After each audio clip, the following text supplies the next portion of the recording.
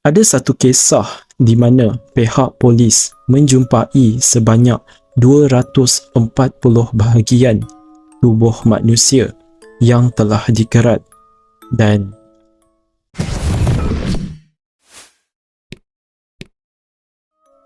kisah ini berlaku pada tahun 2017 di negara terbitnya matahari, iaitu negara Jepun. Ketika itu, Jepun telah dikejutkan dengan penangkapan seorang lelaki yang merupakan pembunuh bersiri bernama Takahiro Shirachi, yang juga digelar sebagai Twitter Killer. Sepanjang 3 bulan tempoh pembunuhan berantainya, Takahiro telah membunuh seramai 9 orang mangsa, di mana 8 daripadanya adalah kaum wanita. Apa yang lagi mengerikan adalah kesemua mayat tersebut telah dikerat secara halus sebelum disimpannya ke dalam peti sejuk. Takahiro Shirachi dilahirkan pada 9 Oktober 1990 di Zama, Kanagawa. Dia dikatakan sebagai seorang yang agak pendiam. Setelah tamat sekolah, Takahiro bekerja sebagai tukang rekrut pelacur di sebuah sarang pelacuran terbesar Tokyo. Pekerjaan Takahiro itu bagaimanapun tidak bertahan lama. Dia ditahan oleh pihak polis pada bulan Februari 2017 atas tuduhan melakukan pemerdagangan manusia. 5 bulan berikutnya, Takahiro telah berpindah ke sebuah apartmen yang terletak di bandar Zama. Daripada situlah munculnya kewujudan naluri untuk menjadi pembunuh bersiri dalam jiwa Takahiro. Takahiro melaksanakan rancangannya dengan menggunakan akaun Twitter untuk memancing mangsanya. Dia menyasarkan pengguna Twitter wanita dalam lingkungan 16 hingga 26 tahun yang mengalami masalah kemurungan sampai nak bunuh diri.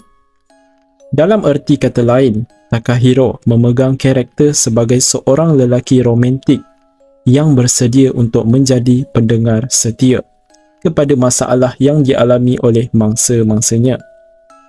Takahiro seterusnya akan meyakinkan mangsa untuk mati bersama-sama. Namun, hakikatnya, semua itu adalah pembohongan semata-mata. Ia melakukan semua itu hanya untuk mendapatkan wang mereka. Mangsa akan dibunuh sewaktu mereka sedang pengsan selepas menelan dadah dan pil tidur yang diberikan oleh Takahiro. Seperkara yang harus diketahui, Takahiro juga akan merogol mangsanya terlebih dahulu sebelum membunuh mereka. Setelah itu, dia akan mengerat dan membuang sebahagian daripada keratan mayat mangsanya. Pada bulan Oktober, abang kepada salah seorang mangsa mula berasa bimbang setelah adik perempuannya yang berusia 23 tahun tidak pulang ke rumah selama beberapa hari. Risau dengan hal itu, abang mangsa pun membuat laporan polis tentang kehilangan adik perempuannya.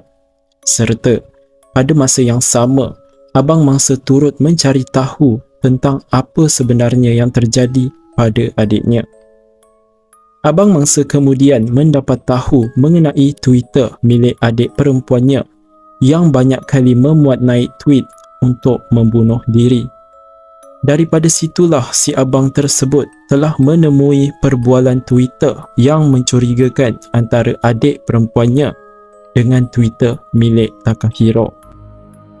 Pada akhirnya, rumah Takahiro pun diserbu oleh pihak berkuasa. Sewaktu awal serbuan, Takahiro membuat penafian tentang kehilangan mangsa yang telah dikaitkan dengan dirinya. Namun, hasil penggeledahan yang pihak polis lakukan di rumah Takahiro berjaya menemui kepala dan tangan manusia di dalam 8 peti sejuk yang berbeza. Secara keseluruhannya, pihak polis telah menjumpai sebanyak 240 bahagian anggota manusia yang telah dikerat, termasuklah kepala kesemua 9 mangsa. Takahiro telah ditahan atas tuduhan merogol membunuh dan mengerat mayat mangsanya. Pada bulan Disember 2020, Takahiro telah mengaku bersalah terhadap semua pertuduhan yang dikenakan terhadapnya.